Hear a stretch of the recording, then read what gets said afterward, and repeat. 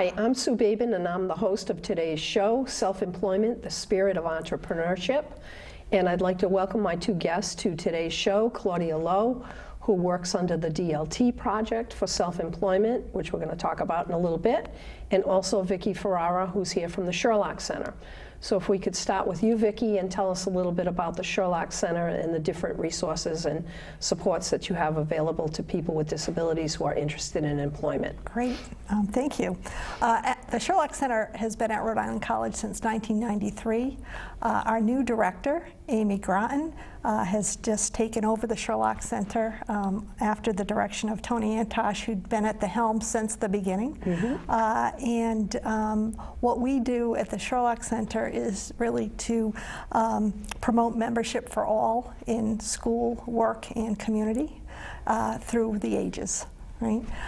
We do a variety of things, starting with supporting undergraduate students and graduate students and trainees to really develop the skills they need to work in the field.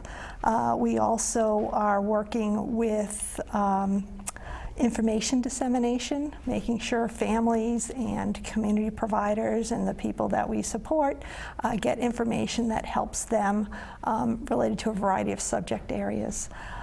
One of the things, or many things that we do is topical areas that we have some focus on is employment. We have early intervention. We have positive behavioral supports. We also are working within the school systems to help school retention. We are working with students with visual impairments to assist them to have access to integrated community, to have access to education, as well as mobility training.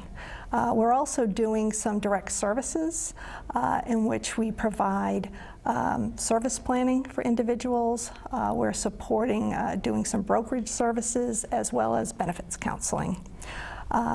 We also do technical assistance to our stakeholders, which are pretty much anybody in the community, community providers, state agencies, other educational institutions where we can provide information, training, other resources, project support, and we also do research around a variety of topics specific to disabilities. So that's a huge variety of different things that you all do, and obviously the Sherlock Center is a well-known resource in Rhode Island. Today we're going to focus in on employment. Claude, you work for the Self-Employment Project, and Yes. Let's just remind the audience what the Self-Employment Project is. The Self-Employment Project provides 6 classes for folks, adults, who are interested in starting their own business, young entrepreneurs. The first class just is an introduction. First 2 classes are an introduction, and we do elevator pitch, business plan, marketing, and then financial information for people. And we've had a very huge variety of entrepreneurs in the businesses that they want to start up. So it's very exciting. We have some classes going on right now, as a matter of fact, and it seems to be a growing interest around the state. But today what we want to talk about is the benefit. We're going to start by talking about the benefits of employment and why is it even important for people with disabilities to be employed within the workforce. So who would like to start with what your thoughts are on that? Vicki? Okay. There are a variety of reasons why work is beneficial to people with disabilities. First and foremost, it gives something meaningful for people to do, and it's really an expected adult role. Additionally, what we know is that work has a very it can be impactful to people's physical and mental health, as well as it can support people's increased financial well-being. So there are many factors that can contribute to work being beneficial to a person with a disability. What do you think, Claudia, from a family perspective? What are some of the reasons that you yourself think that employment is important, or that you've heard other family members talk about? Well, most of the families that I have spoken with are very much, you know, on board with working, having their individual or their family member working. I know in our home, my husband and I always worked. So my daughter has seen, you know, everyone get ready, go out to work, and it's something that she also wanted to do when she, you know, reached 16. She wanted to do the same thing. It also provides a sense of community that is so very important for our folks.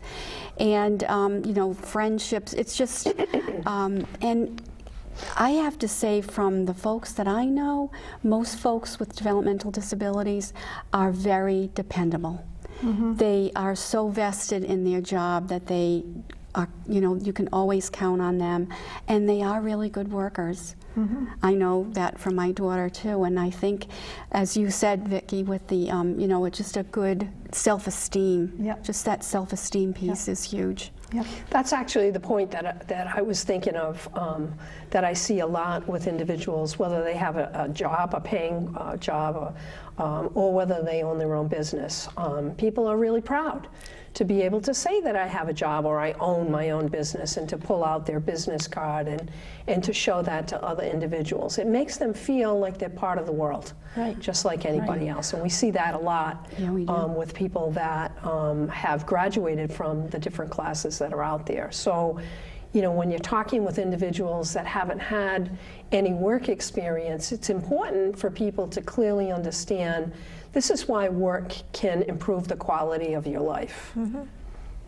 Absolutely. Were you going to say something else? You look like you were going to. Well, I was going to say, you know, when you meet new people, typically they ask you who you are and what do you do. That's exactly right. And so to be able to say you do X, Y, or Z, you know, is an empowering thing. Right.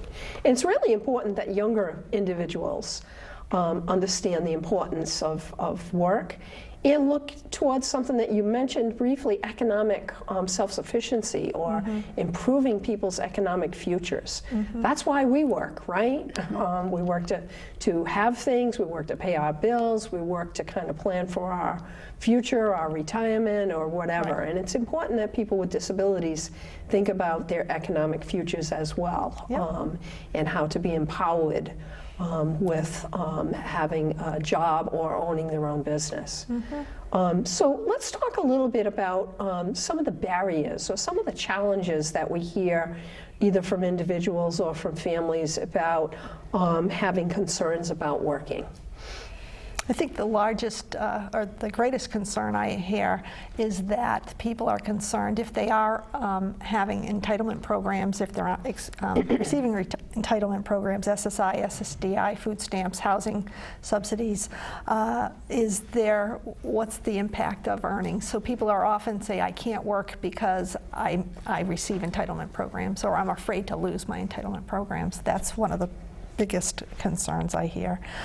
In addition, I've also heard people talk about their concern about discrimination in the workplace, not having access to transportation, or not thinking that there are jobs available that they could do. Those are a few. There are many, but those are some of the bigger ones. What do you think, Claudia? I agree with what Vicki's saying, and I also think that's why we have so many people. We've had, what, 40 people, 40 plus folks have 50. Gone through the classes, 50 classes since we began, and I think many, if not all of those folks, embarked upon this self-employment because they couldn't find a job, or people wanted them to volunteer, but they didn't want to pay them for their work. So, we see that often. I think we see a difference, too, with some of the younger families or individuals that are just getting out of the education system now. There seems to be a higher expectation out there for participation in society in general, which includes employment. There's more opportunities, I think, now than 20 years ago for kids that are in the under 21 system to have some work experiences. So by the time they turn 21, they've already experienced some stuff, might even have a resume put together. And so those individuals are a little bit more prepared for thinking about employment than maybe some other people that haven't had those opportunities. Yep. So transition services for youth has significantly improved in the past 20 years. And most kids, especially with developmental disabilities, are having those employment experiences or explorations as part of their transition support services from high school before they graduate. Which is really putting them in a different position once they do graduate. They're ready for work. Right. They're looking forward to work, and some are even graduating with jobs, which is wonderful. I think people want to make friends too. People want to meet different people. They want to develop some relationships. It's really cool to be working in a job and the people that you're working with include you, whether it's going out to lunch or having a beer after work or whatever it is. And so I think that that's another reason why people are interested in employment. But a lot of people have some concerns about that. Will I be accepted? How am I going to fit in? Do I have the right social skills to be able to kind of make friendships with my coworkers that are out there? We hear that a lot from people, as Claudia was saying, folks that are choosing self-employment because now they're the boss. Now they're the boss. They're the ones that are hiring other individuals to work for them and to help them out with their business. So they're controlling their hours and controlling their many aspects of the business development. But I think we hear a lot from people that haven't had work opportunities, that their concerns about losing benefits seems to be the primary issue that is brought up, and we hear that a lot from families. Yep. There's probably a lot of misconceptions around that, which is why we want to talk about that on today's show. So let's talk a little bit more about what work incentives in general are. Like, what does that even mean? So there are different entitlement programs, right? The Social Security Administration, somebody could be on SSI or SSDI. Somebody could be on a different benefit, SNAP, or... What does SNAP mean? That's like a food stamps. Okay. And there are people who receive housing benefits. So when people say, I'm afraid to lose my benefits, one of the questions we have to really figure out is, what benefits do people have, or what do they have? Because there are different rules for different benefits. But I'm going to focus primarily on the Social Security benefits, if you don't mind. So before you do that, Vicki, because that's really important, and I'm glad that you explained what benefits are, because some people might not even understand what the terminology is, and part of what we need to do is make sure that we're clear about what we're talking about. We're going to take a quick break, and then we're going to come back and really focus in on those work incentives that are out there and available to people. Great. In Rhode Island.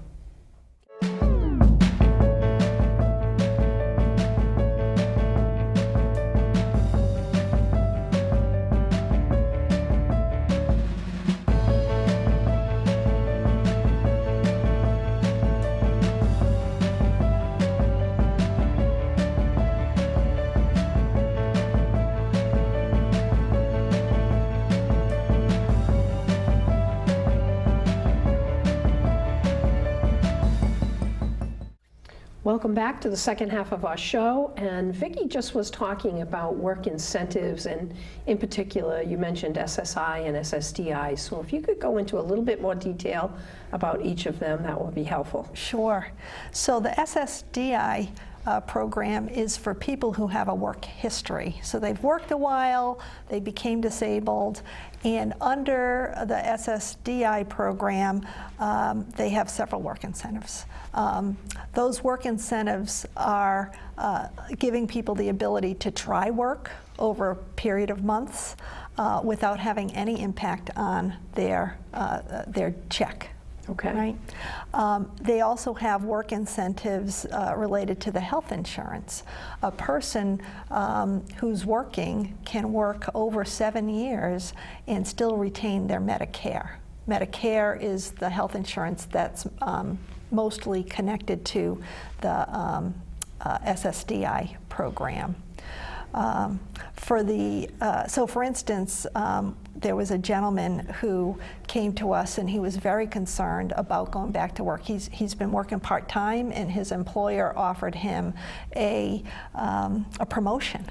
They wanted him to become a manager and he would need to increase his hours, but his concerns were, if I take this position, what's going to happen?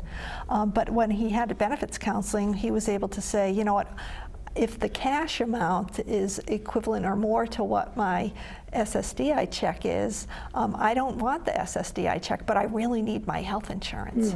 So when he heard that he could have his Medicare for over 7 years, or up to around 7 years.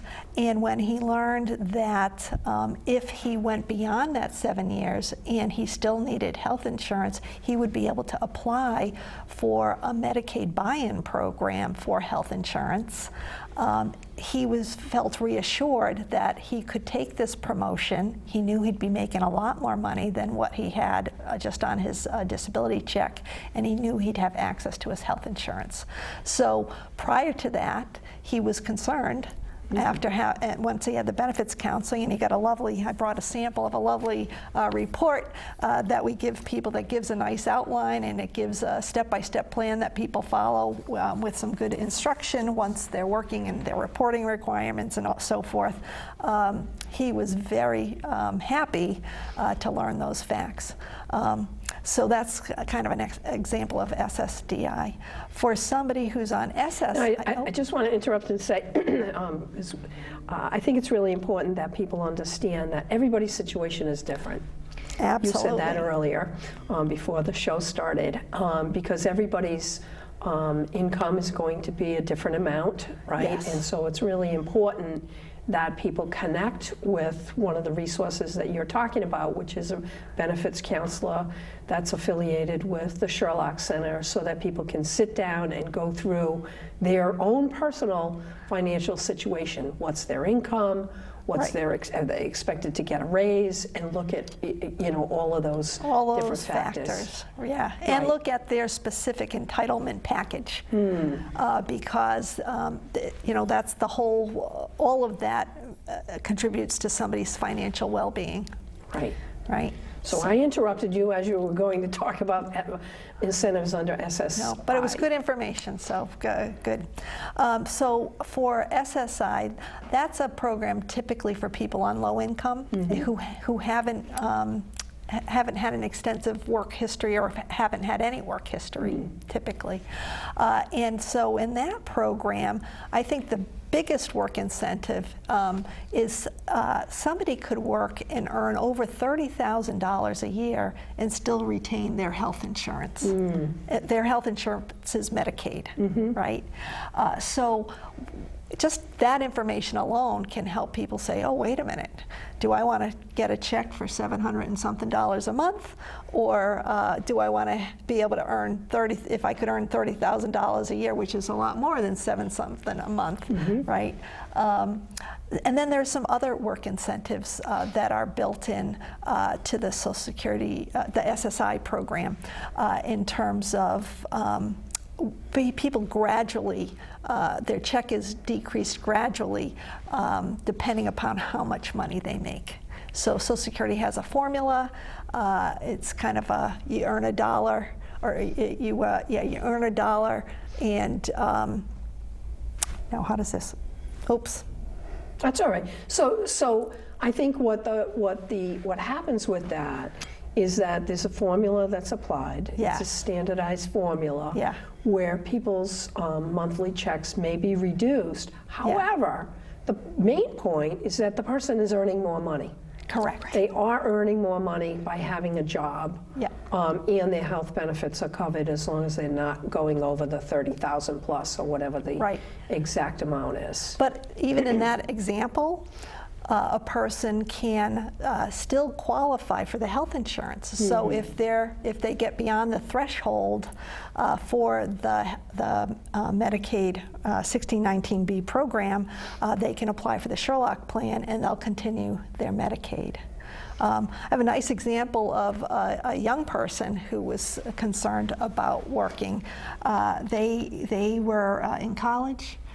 They were wanting to work, and they were concerned, right, if I go to work, I'm going to lose everything, right? And they needed that income to pay for their daily living and some schooling and whatever, but they needed extra money to pay for school.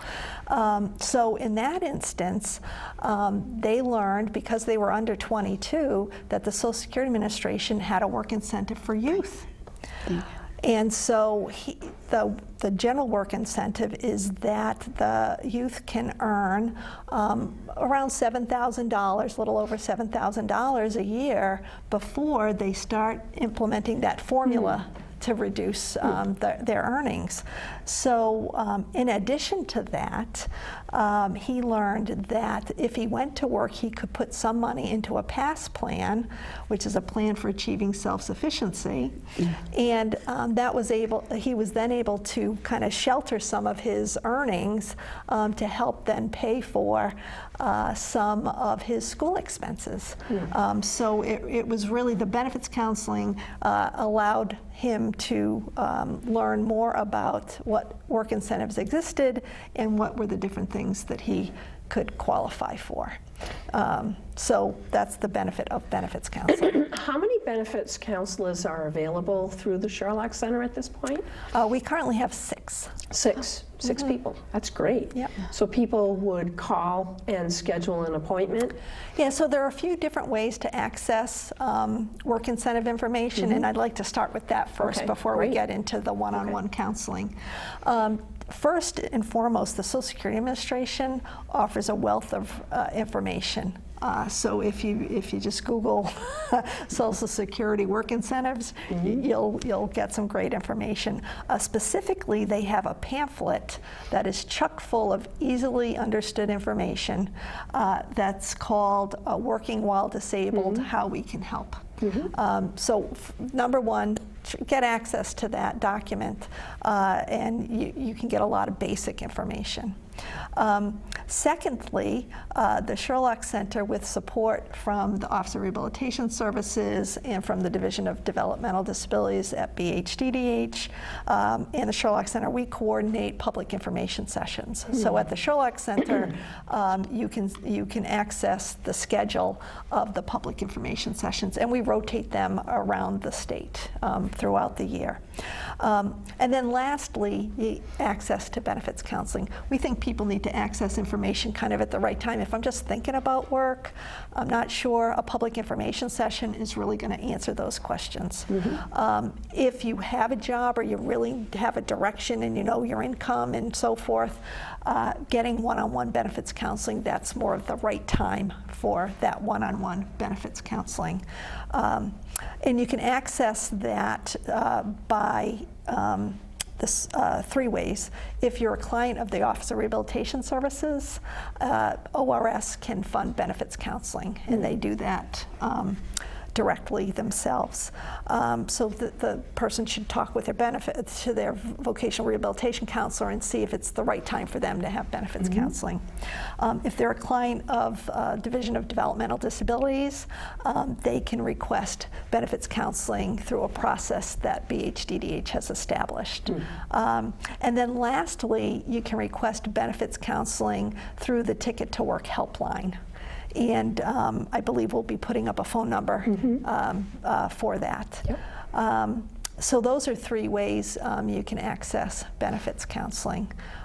We're also interested in those public information sessions in co-hosting those sessions with other people or other organizations. So if anybody has an interest in hosting a public information session, they could contact the Sherlock Center. How often do you do the informational sessions? We usually minimally have 1 per month, but we may have them more frequently. And do you hold them in different areas of the state? Yes. Yeah, we host them at sometimes they're at libraries, sometimes they're at a community provider organization. We've been hosting them at different Network Rhode Island offices throughout the state, so it varies where we host the sessions. Do you see a lot of young families coming to those sessions? Or We see a nice mix. Really? We do have, they're open to youth and adults. They're open to people who might be getting services from an organization, or they might be just somebody who receives SSI or SSDI. They're welcome to attend a public information session. Well, that's a great way for people to get some basic information. Yeah. And then follow that up with scheduling an appointment with a benefits counselor. Yep. And one of the key things that benefits counselors reinforce are the Social Security Administration, as well as all of the other entitlement programs, require people to report their earnings and report that they're working, and they report that they have changes in work. So it's one of the things that people need to remember, and I want to reinforce here, is that reporting is so important and can minimize issues down the road. When people don't report their earnings, they often have challenges. So we want to learn how to report earnings. The Sherlock Center has kind of an information fact sheet where we provide some of that information, and that can be accessed on our website under the Work Incentive Information page. We're going to put up at the end of the show a link to your homepage so that people can have access to the information that you've talked about, Sure. as well as the Social Security page, because I had pulled up that for our show today, and there's a lot of information that's online that's easy for people to understand, because there's so many more things that are involved with work incentives. Absolutely. That people need to know, and everybody's situation is unique, as we said. We have just a couple of minutes left, and I'm just wondering whether or not there's anything that either of you would like to mention that you haven't had a chance to talk about yet. Sure. I've heard so many different discussions on the benefits and all of that, and it is so much to take in for families. It's wonderful to know that there are those monthly meetings, because I think over the course of time, if you attended them on a, not even frequent, but if you did one twice a year, or you would have a better working knowledge, because everything changes. Yeah. Right. So your point of kind of be reintroduced to the information or revisit the information.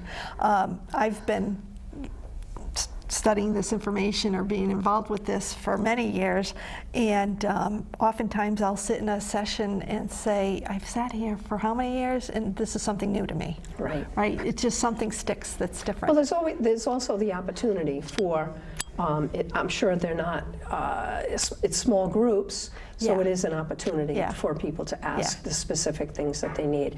We covered a lot of information today. It's the end of our show. I just want to say thank you very much for both of you for coming on board and talking about something that's really important for people to be clear about, and to dispel some of those myths that are out there. Because working or owning your own business is a great opportunity for folks, and we want to try to do whatever we can to help people to be able to access the workforce. So thank you very much.